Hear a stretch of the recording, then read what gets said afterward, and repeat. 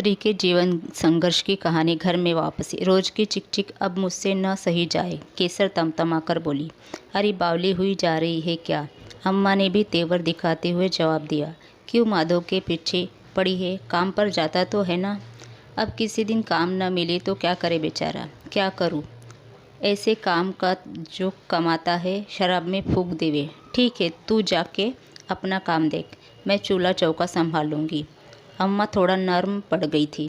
केसर ने चूल्हे से उबलती चाय उतारी और रात की बासी रोटी पर गुड़ की डली रखकर अम्मा के आगे सरका दी।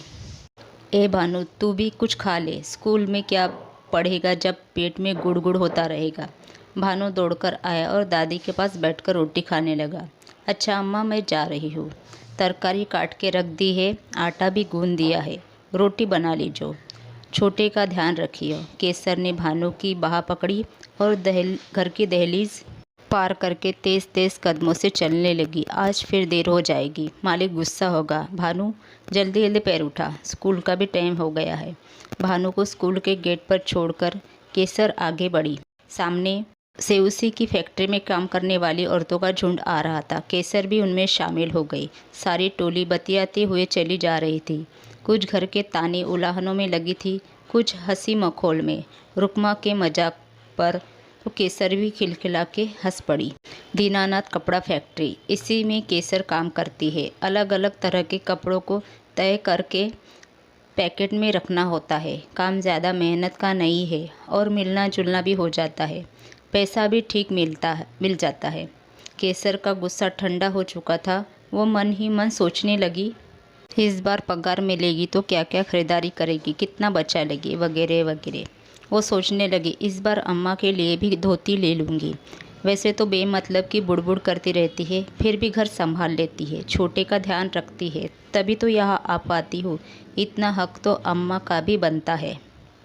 अरे केसर, रोटी खाने की छुट्टी हो गई है। घंटी की आवाज़ न सुनाई दी तो तुझे? कल्याणी उलाहना सा देते हुए बोली। केसर जोड़ घटाव में इतनी मगन थी कि टाइम का पता ही नहीं चला। उसने डब्बा उठाया और कल्याणी के साथ साथ चलने लगी। फैक्ट्री में दो बड़े बड़े कमरे थे। एक में औरतें काम करती थी, दूसरे में मर्द। दोपहर 1 से 2 बजे तक की छुट्टी मिलती थी, खाना खाने और सुस्ताने के लिए।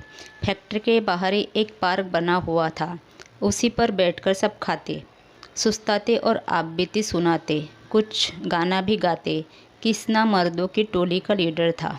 उम्र में तो ज़्यादा बड़ा न था, पर बातों में वो सबको जीत लेता था। गाना भी अच्छा गाता था। कभी कभार केसर से भी बातचीत हो जाती थी। वो थी भी सावली सलोनी। केसर सोचती, एक जगह ही काम करते हैं, कभी हंसी मजाक कर लेते हैं, इतना तो चलता है। अगले दिन जल्दी जल्दी घरेलू काम निपटाकर केसर काम पर जाने को तैयार हुई। भानु को लेकर घर से निकली। अभी कुछ कदम ही चली थी कि साइकिल की घंटी सुनकर एक किनारे हो गई। पीछे देखा, अरे ये तो फैक्ट्री वाला किसना है। वो भी साइकिल से उतर गया। अच्छा, तो तू यहाँ रहती है? इधर से रास्ता छोटा पड़ता है, इसीलिए आ गया हो, किसना ने सफाई सी देते हुए कहा। केसर ने कोई जवाब न दिया, चुपचाप चलती रही। किसना बहुत ही शरीफाना लहजे में बोला, केसर पीछे साइकिल पर बैठ जा, बिटवा आगे डंडे पर बैठ जाएगा। इससे पहले कि केसर कुछ कहती, भानु साइकिल पर बैठने के लिए मचलने लगा। किसना ने बच्चे को उठाकर बिठा लिया। अब केसर को भी मजबूरी में बैठना पड़ा। धीरे धीरे ये रोज का ये सिलसिला बन गया। अब केसर और किसना की बातचीत हास परिहास से उठकर घर गृहस्थी की बातों तक पहुंच गई थी। केसर माधव की बुरी आदतों के किस्से भी सुनाने लगी थी। किसना हमदर्दी दिखाते हुए उसे अच्छा लगता था। आज केसर बहुत खुश है। 600 रुपये जो उसकी मुट्ठी में है। खरीदारी की सूची तो उसने पहले ही बना ली थी। जिस दिन पगार मिलती औरतें बाजार ज़रूर जाती। कोई घर के लिए सौदा सुलभ लेती थी तो कोई बच्चों के लिए, किसी को अपनी बुजुर्ग माँ के लिए कुछ लेना होता। केसर भी रुक्मा और कल्याणी के साथ खरीदारी करने बाजार पहुंची। छोटे के लिए स्वेटर, भानु के लिए जूते लेकर अम्मा के लिए धोती भी खरीद ली। बार बार नोट मसलकर देखती कि कितने बचे हैं। रुक्मा ने पति के लिए कुर्ता खरीदा तो केसर ने भी माधव के लिए एक कुर्ता छाट ले लिया। सोचने लगी जैसा भी है तो पति ही। खरीदारी के बाद सब अपने अपने घर की ओर चल दिए। केसर भी दौड़ती हुई चल रही थी। आज खासी देर हो गई, अंधेरा भी छा गया। घर के दरवाजे से ही उसे माधो के चीखने चिल्लाने की आवाज़ सुनाई दी। केसर की सारी खुशी काफूर हो गई। अंदर जाके देखा, अम्मा एक तरफ कोने में मुंह लटका के बैठी थी। बच्चे भी सहमे से खड़े थे। चूल्हा भी ठंडा पड़ा था। इससे पहले कि केसर कुछ कहती, माधो ने उसे जोर से लात मारी और गरजा, कहाँ से गुलछर्रे उड़ा के आ रही है इतनी देर से? काम का तो बहाना है, यारों के साथ मौज मस्ती करने जाती है। इससे आगे सुनना केसर की बर्दाश्त से बाहर हो गया था। थैला वही पटक कर कानों पर हाथ रखकर बैठ गई।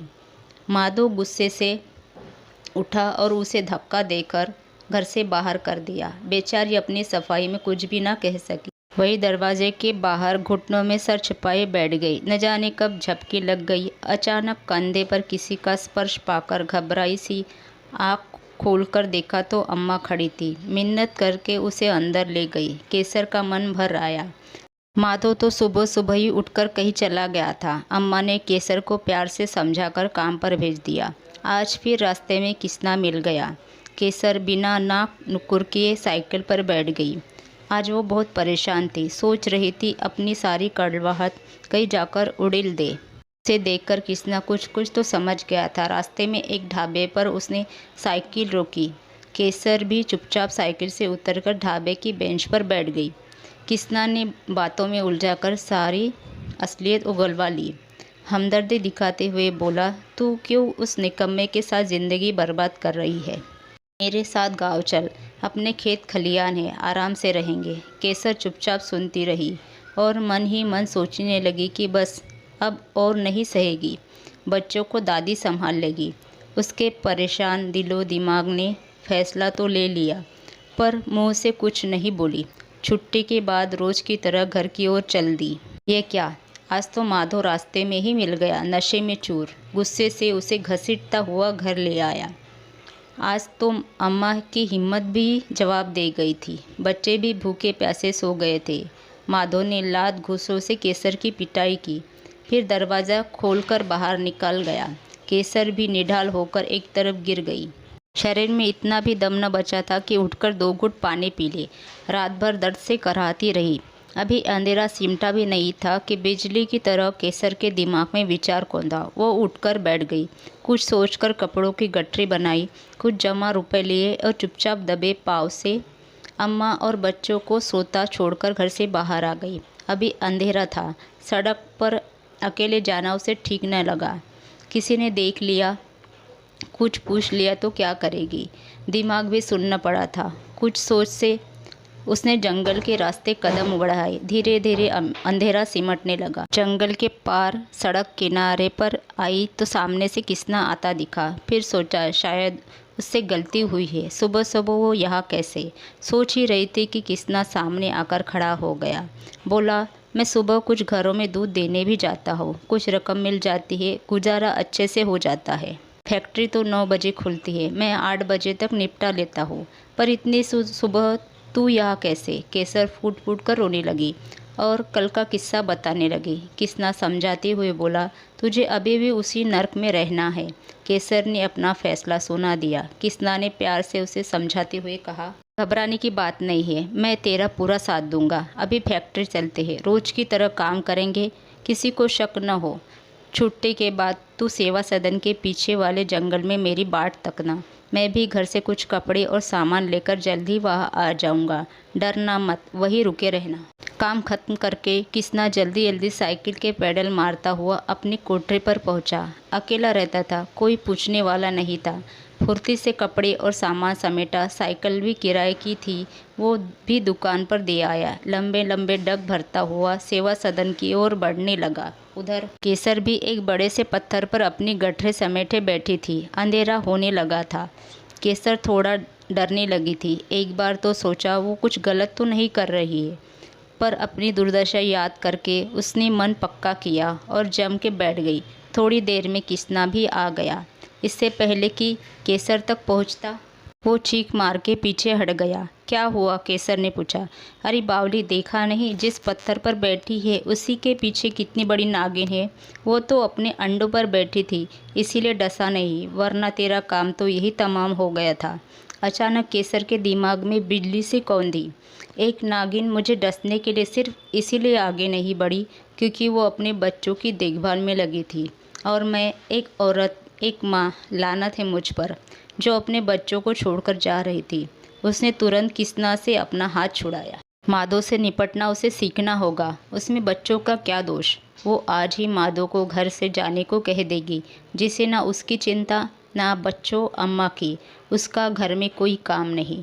मन को दृढ़ करके केसर घर की ओर लगभग भागने ही लगी थी। धन्यवाद दोस्तों इस कहानी को सुनने के लिए। अगर आपको यह वीडियो पसंद आया हो तो इसे लाइक करें, शेयर करें और हाँ, हमारे चैनल को सब्सक्राइब करना ना भूलें, ताकि आप हमारी और भी रोचक कहानियों से रूबरू हो सके। धन्यवाद आपका। फिर मिलते हैं एक नए रोचक वीडियो के साथ। अपने प्रियजनों के साथ इस कहानी को ज़रूर शेयर करें। धन्यवाद। नमस्कार। जय हिंद।